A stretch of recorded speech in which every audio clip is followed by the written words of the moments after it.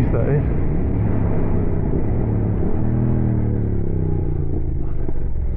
I can feel I'm almost getting my elbow down now. Before we go any further, I just wanted to address one thing that seems to be a common issue that R7 owners are having, and that is the tightness of this nut. It can bind up and cause issues on the other side where, let me just show you.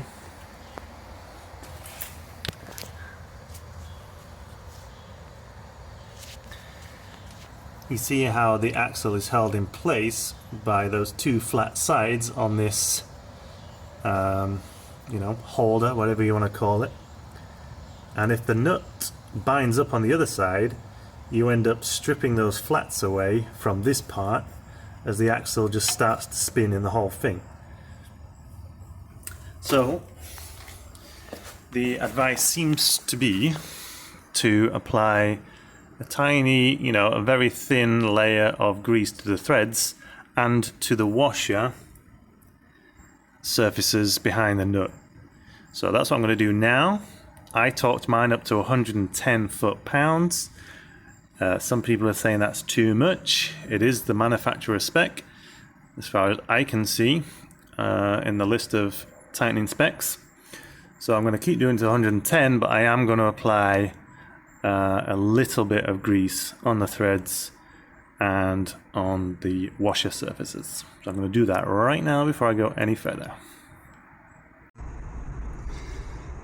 Well, hello and welcome back.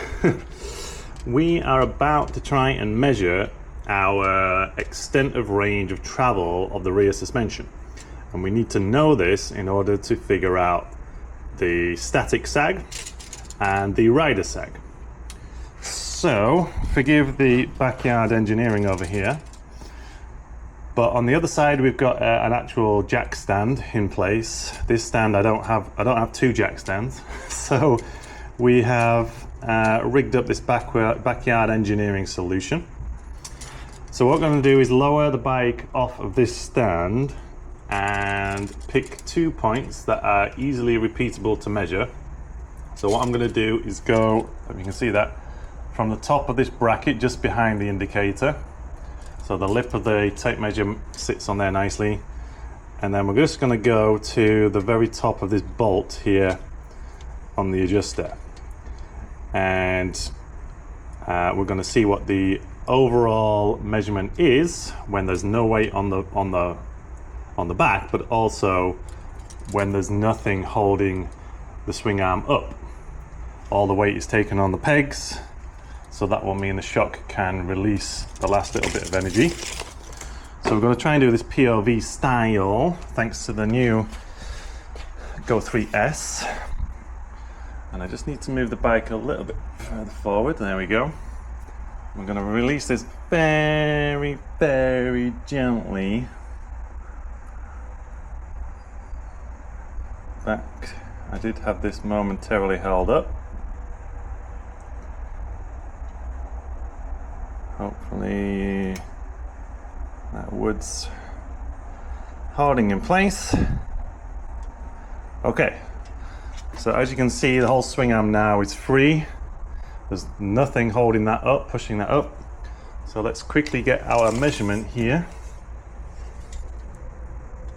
So that is 556 millimeters.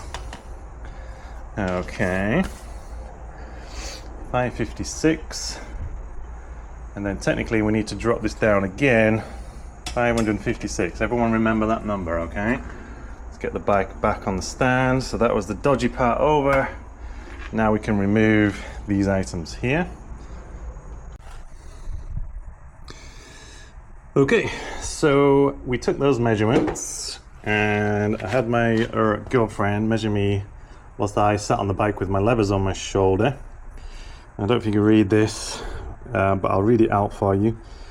So static sag, so just on the rear stand, which is close enough to being the weight on the tire. I think we got 6mm, but more importantly, with me sat on the bike with my leathers on, and I was at the 3rd notch from the top. I don't know how else to describe that for the preload, but not at the very hardest setting, but 3 back, 1, 2, 3rd position back, should I say. We were getting 31mm. Allegedly, the ideal would be between 24 to 27. I didn't have my helmet on and my boots on and my gloves and my back protectors, so I have a feeling that number would go up. So what I'm going to do now is go all the way to the 1st notch position, and then I'll get her to measure me once more.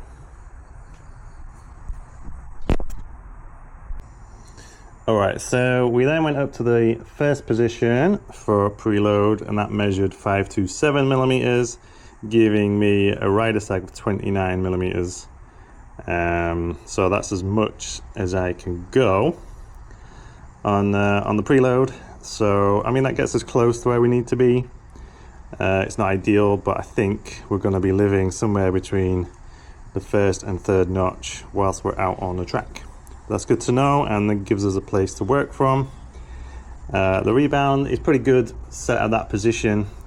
I'm happy with the sort of speed of the comeback on the rear, and I might show you that in a bit, what that looks like. But yeah, for now, at least we've got a rider sag reading, and should be somewhere close to where we need to be. All right, so I've brought you outside. Forgive the truck in the in the left of the picture, but we're going to do a little bounce test now. So I've got my rebound set only 1/4. There's my finger. 1/4 of the way. So wind it fully in, and now I'm 1/4 of a turn back out. That's it. There is no clicks on the rebound adjustment of the shock, so I'm literally just a 1/4 turn out. Okay, so I'm going to show you what the speed looks like, and this is what I'm going to go with for my street riding, for my track riding. I just can't get any more, but I think it's going to be adequate. So I'm going to show you what that looks like. Forgive my shorts and hairy legs and everything, but here we go.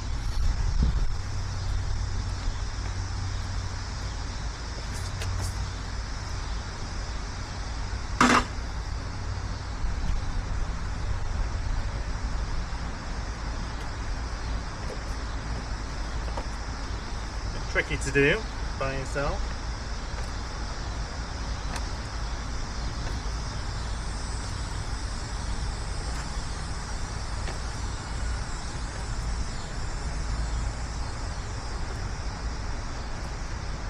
So I'm hoping you can see it's coming up kind of quick, but it's controlled.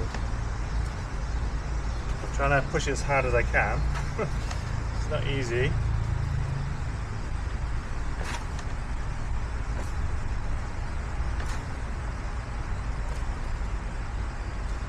Even that is a little bit too quick, really.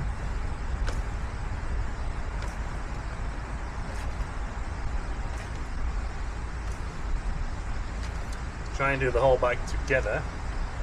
We'll see if we can see. What we want is front and back to come up at the same time. It's not very easy though. It takes a bit of practice. Here we go.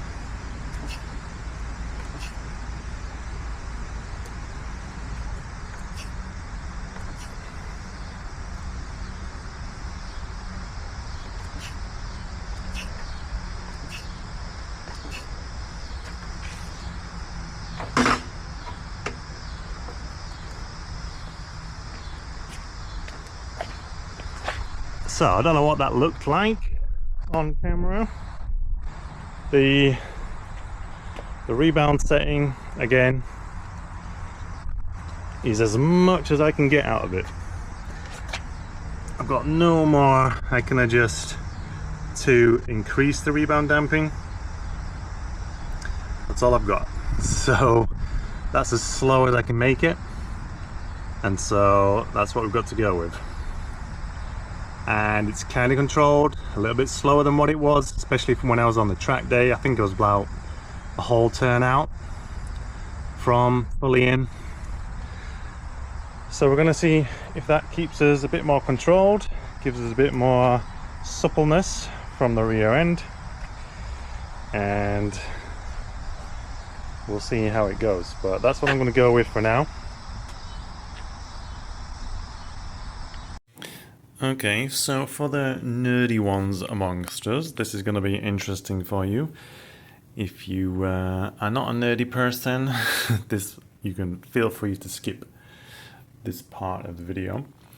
But I had been contemplating changing again the fork oil in the bike, because with the 10 weight that we went up to, we're right at the end of the adjustment for Rebound. And so it'd be nice to be able to have a greater range in case I need it. And to do that, that means going even thicker, potentially, with the fork oil. If you go onto the interwebs and look up for fork oils, any good brand of fork oil will have a technical data sheet with it. And the two kind of important things we need to know from a fork oil, and that is viscosity and the viscosity index. So the viscosity, not to patronize anybody, but the viscosity is the higher the number, the thicker it is and the slower it flows. So the slower amount of movement you can get from your fork. The stock R7 comes with the Yamaha fork oil 01, and it has a CST viscosity rating of around 15.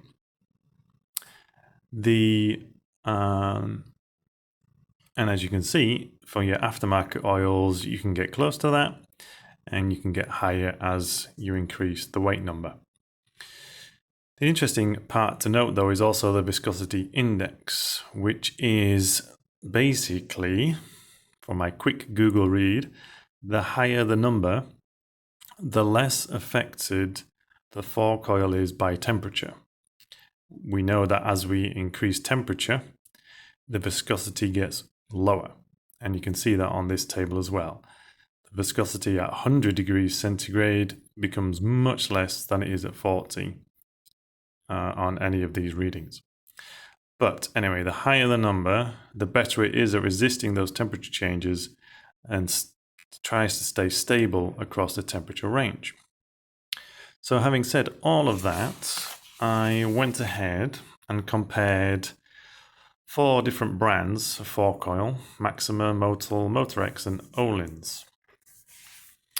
And the orange highlight there is the current fork oil I have in my bike. It's a 10 weight Motul with a viscosity of 36, which is approximately double what the Yamaha came with in the first place.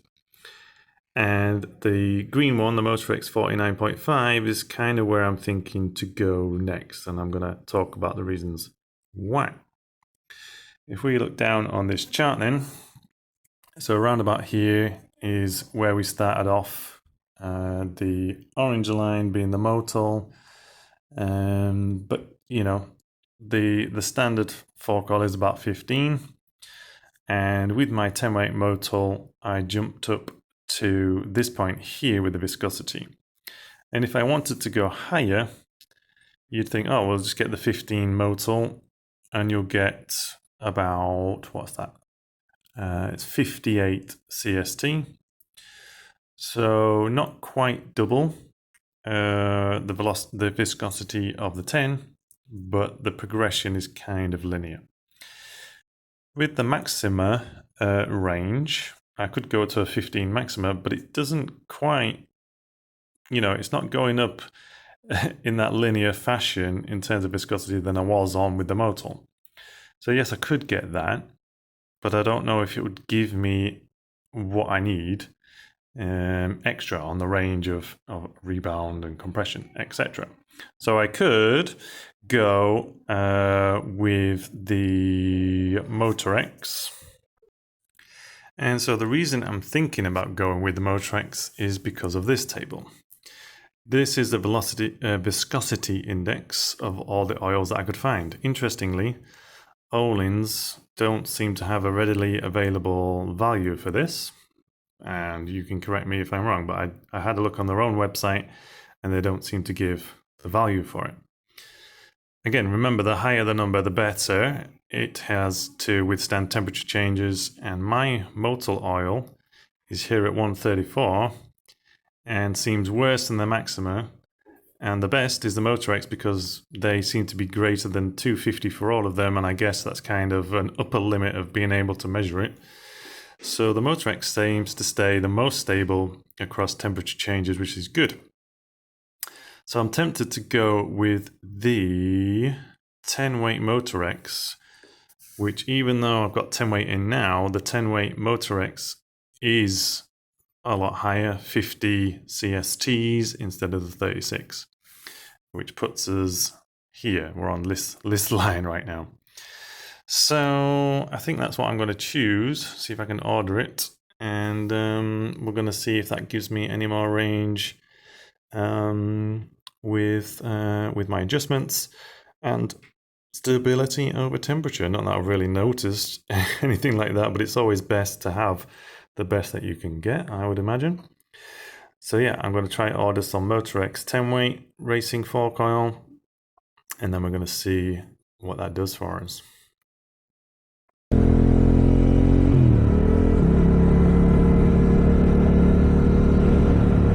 Okay, hope you can hear me again. I'm trying a slightly different angle on the camera this time, so I don't know if it's going to be nice to look at just yet. I'm still experimenting with locations within the helmet for it, so apologies if this is not quite right just yet. But I thought I would give you a little bonus footage after our recent changes to the rear shock, having set up the sag. Well, I kind of knew, could kind of feel on the track day that the rear end was too soft, and I set my preload adjuster all the way to the stiffest setting, and lo and behold, when we measured it, that was kind of appropriate for both track and street use anyway. But I have played with the Rebound, and hopefully it's as nice and as controlled and supple as I want it to be. It feels good already. Watch out for this bicyclist. So it feels good, and we're just going to have a quick check of systems. Check that all systems are good.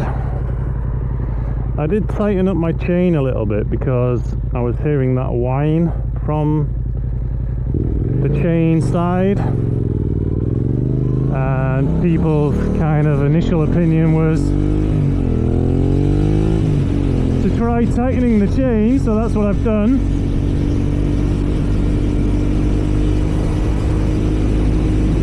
And so far it seems better, yeah. So I guess I might have had it slightly loose.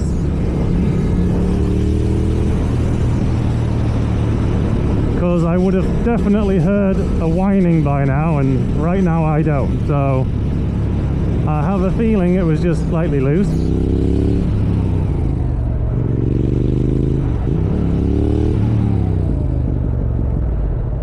Trying to get the brakes and front tyre warmed up a little bit.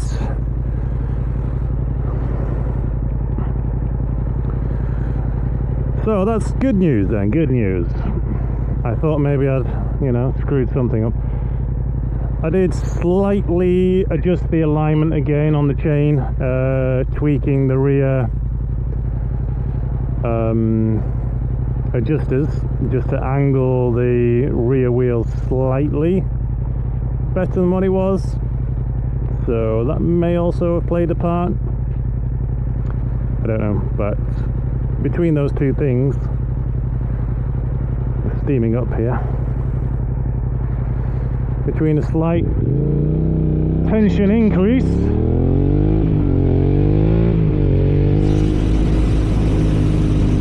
and a realignment,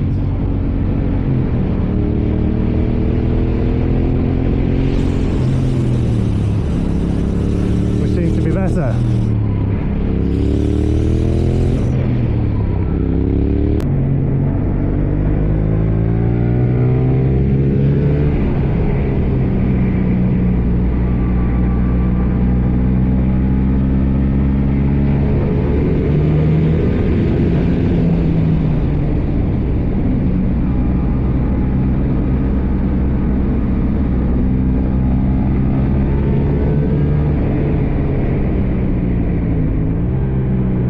Feels really nice, actually. Feels a lot more planted now. I'm very excited about that.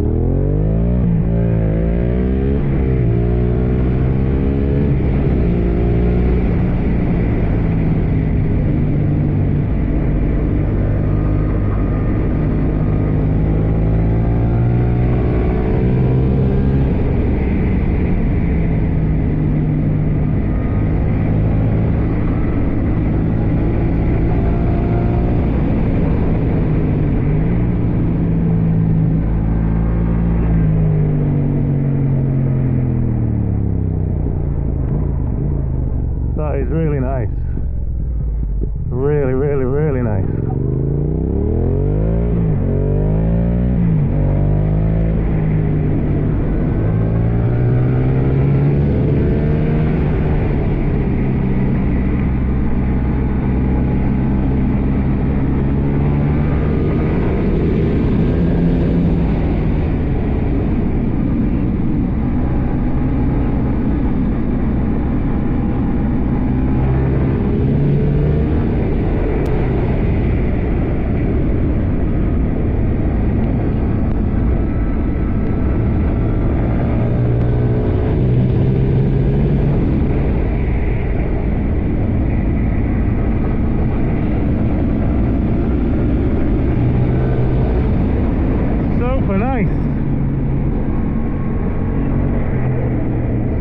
Super nice, that is.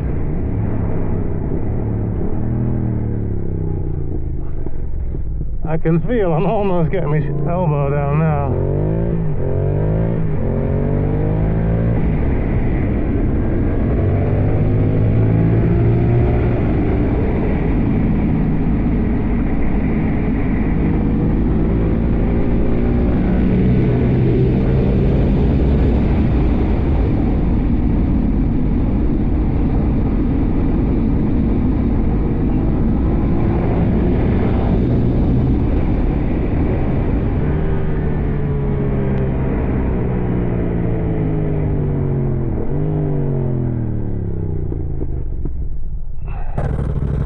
Come on, baby.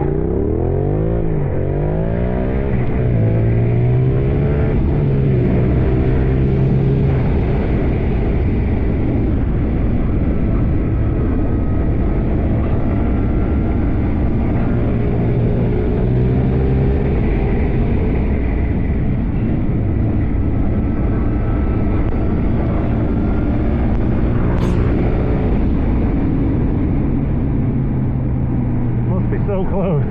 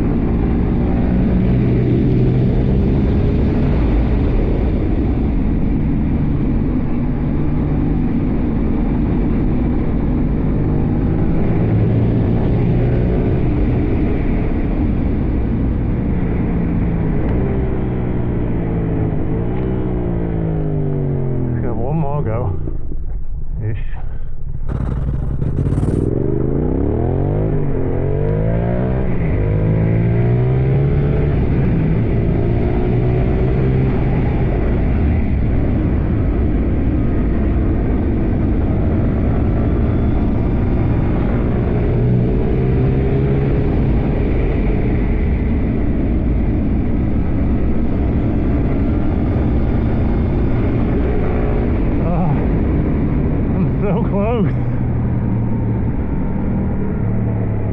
Just trying to work on the body position to see if I can get that elbow drag.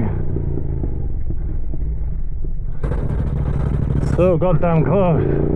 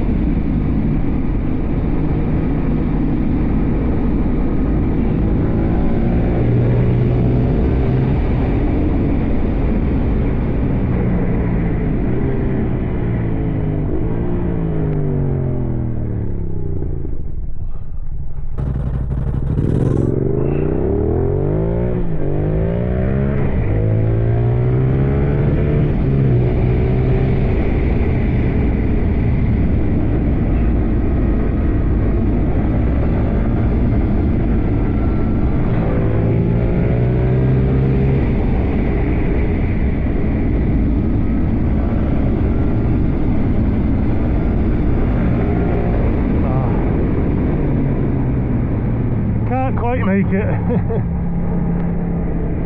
can't quite make the elbow down. Let's check the tyre temperatures a second. Whew.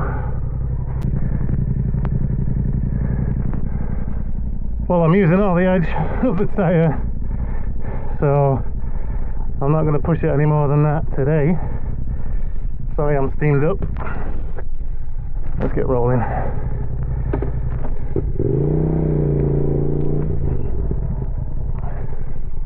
I can't move my visor up.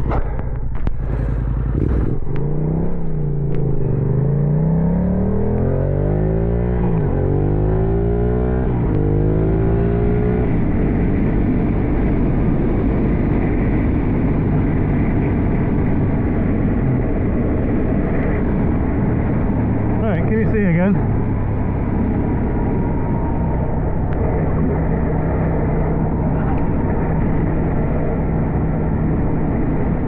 I can tell you what,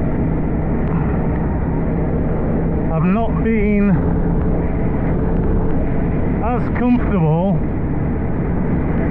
taking those corners as I am on this setup right now. It feels super planted even when there's a few dips in the corners there.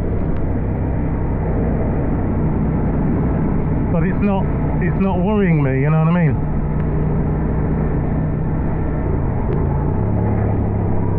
I can kind of keep my line a bit better. You know, we talked about the trail and stuff like that. So we're making improvements, boys and girls.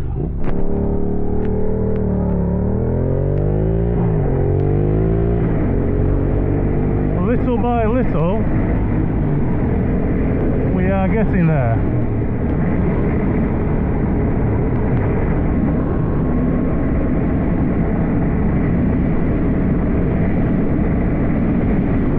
We are doing good, we're getting there, which is good news.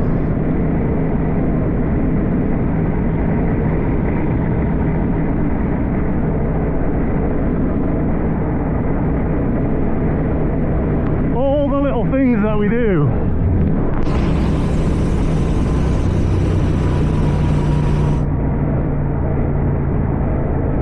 just there, adding up so that the bike gets to where we want it to be, and that's all it is. Little tweaks here and there. Good. Alright, well, I'm not going to carry on talking too much longer, mainly because it looks like it's going to rain soon. Oh baby, that engine noise. Oh.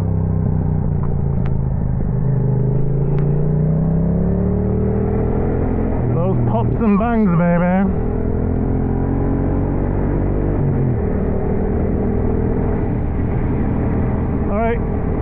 I'm going to switch off the camera now.